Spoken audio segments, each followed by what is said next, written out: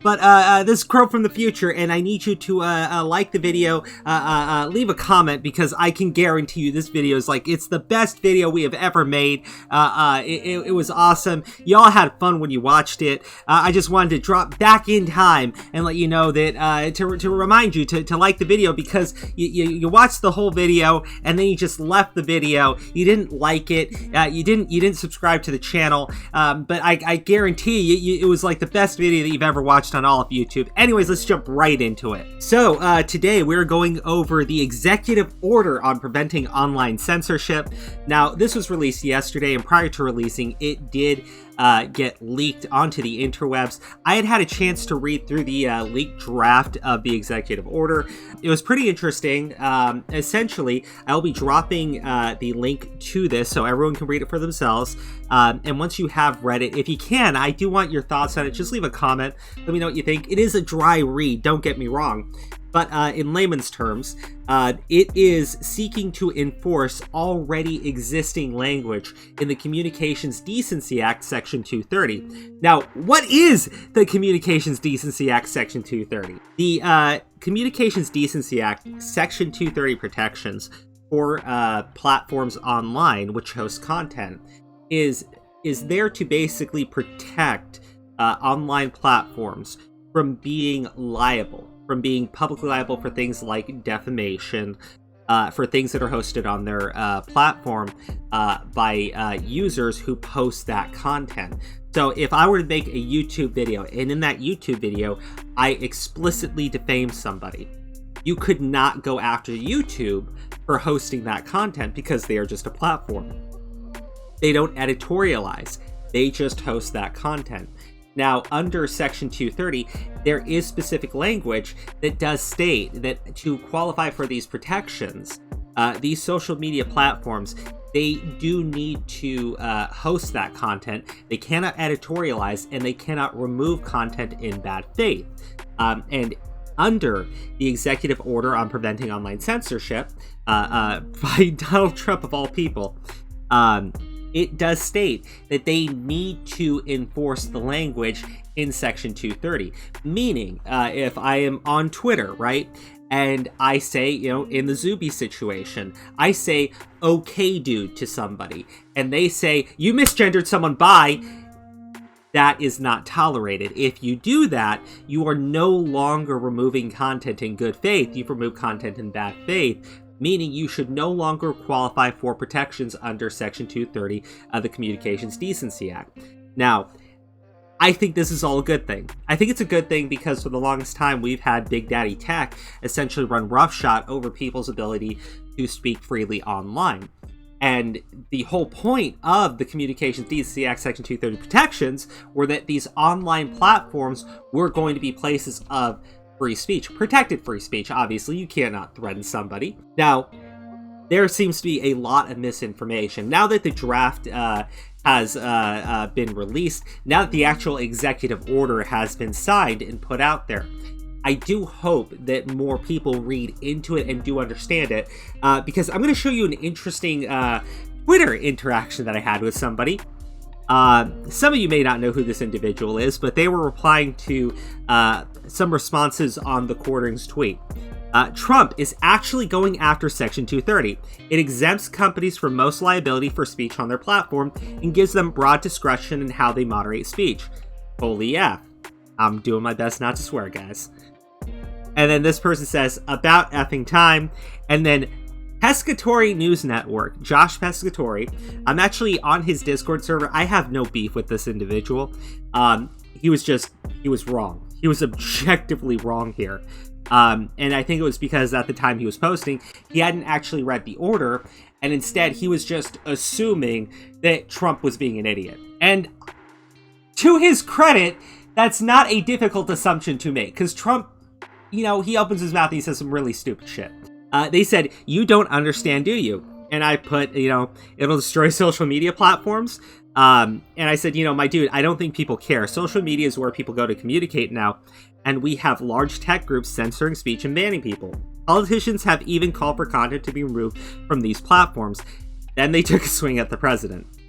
So, yes, just to be very clear, if Section 230 protections are removed from a platform like Twitter, Twitter is gone. Twitter has far too many users on their platform for them to police all content on their platform for things like defamation. Now, they can automate things, which they have been doing, right? That's why if enough people report you for saying something like, okay, dude, you can get your account suspended. They don't have enough people to moderate the content even now. So if Section 230 was removed from a platform like Twitter, like YouTube, well, then they're completely fucked. So they need those protections to actually run. So when I said, well, if it'll destroy social media platforms if it's removed, it would legitimately destroy social media platforms as we know them. Now, under the executive order, it does state that each platform will be reviewed individually. Let's just read into the rest of this interaction.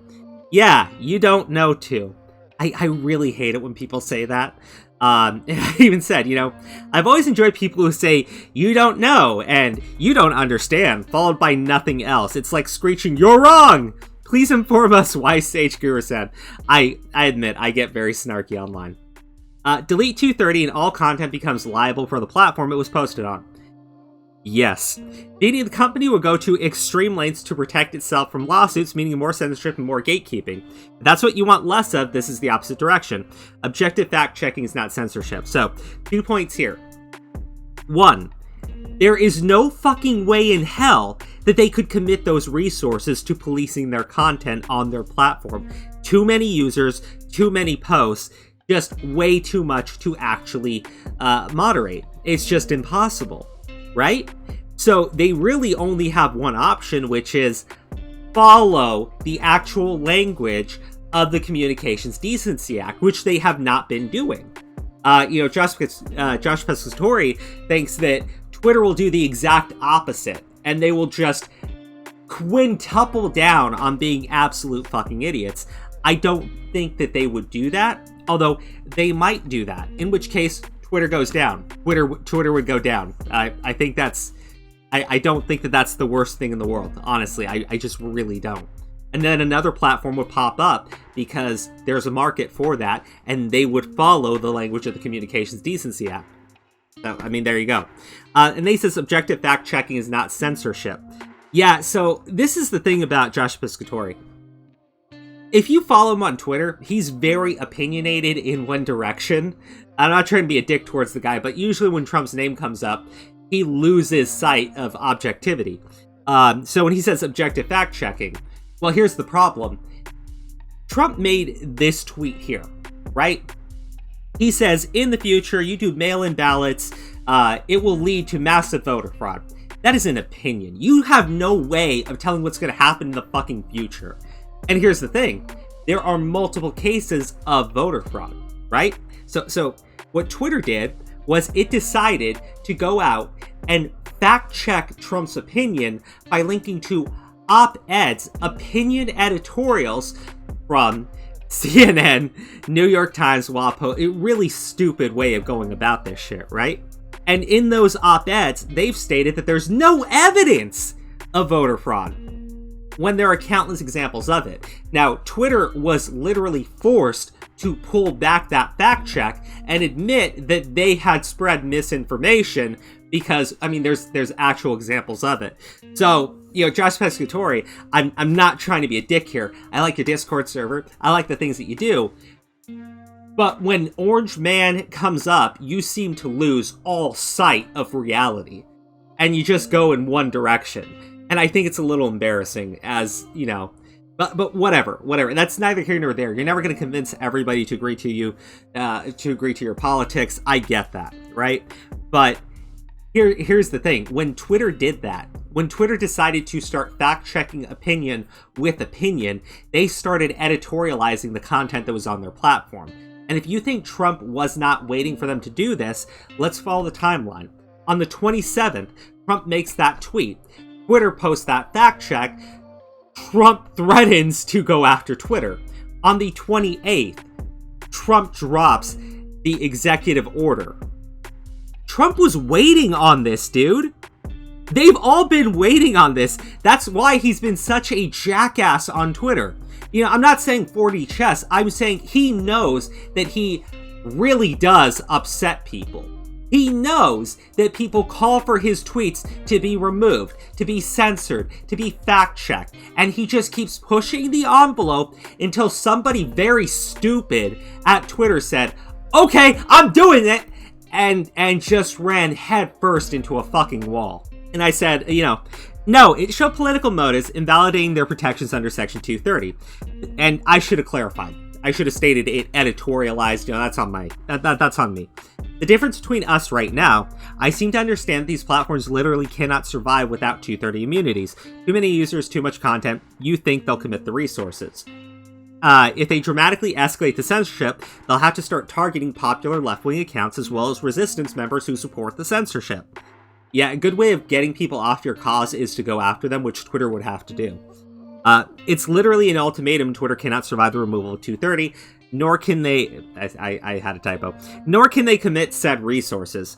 230 doesn't just mean Twitter or social media, Big Brain.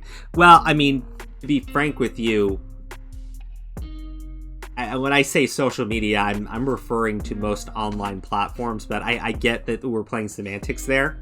But hey, he wanted to be snarky with me, so I understand because I've read it as well. Something, insult, riveting conversation. As I said, I can be a dick.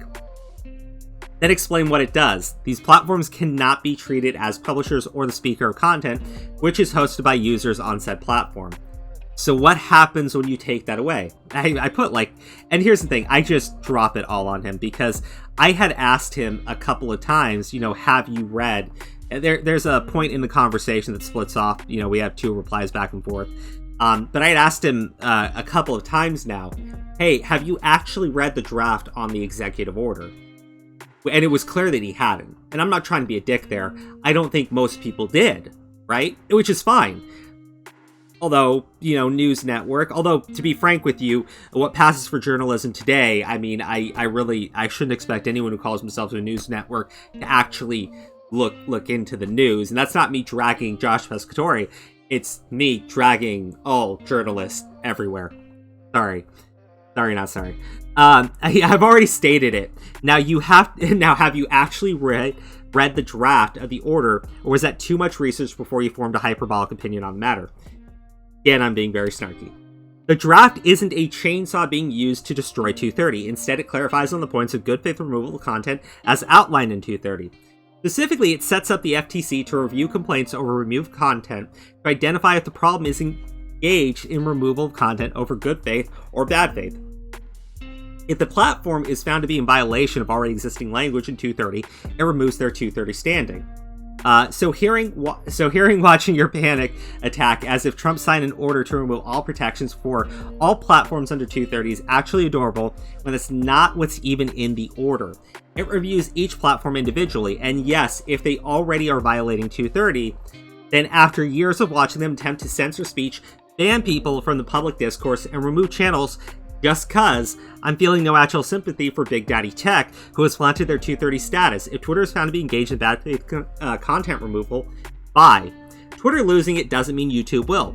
But yes, if YouTube is found to be engaged in bad faith removal, which I assume would take place after the signing of the executive order, then there goes YouTube, as neither company can commit resources to police their platforms to that extent. Then you'll see another video sharing site that follows good faith language if CDA pop up instead. Either way, this problem has existed for years and has only gotten progressively worse. Better the fast bullet than a slow decay to the abyss if they really are that stupid. I mean, without 230, Keemstar's entire channel cannot exist. Neither can many popular channels. You think they'll just say, oh well, or do you think they'll set up somewhere else? There will still be a market for that content. I said we can agree to disagree, and I apologize for any snarky comments, and that I could be wrong, and I could be wrong, right? This could be absolutely nothing. It could be something far worse than what we imagine. I'm just reading the actual language of the executive order and the actual language of the Communications Decency Act. So, one thing I want to clarify on there. If 230 gets removed and YouTube loses their status, and they just delete channel after channel, and only thing that is approved on their platform is legitimately corporate media. Well, here's the thing, right? Because you know, Josh, you should know this, right? YouTube has been going in that direction anyways, but they've got a timeline. They have been doing it slowly, and they've been getting progressively worse over the years. This is what they want anyways. They want to all be corporate media improved. They basically want to be cable television. That's all they want to be. They don't want to be a video sharing site for the public. They want to be Netflix.